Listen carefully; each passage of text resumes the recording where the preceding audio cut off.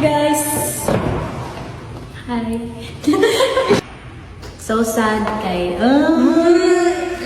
Sad ba kayo? Paano ang sad? Tagalog, Bisaya.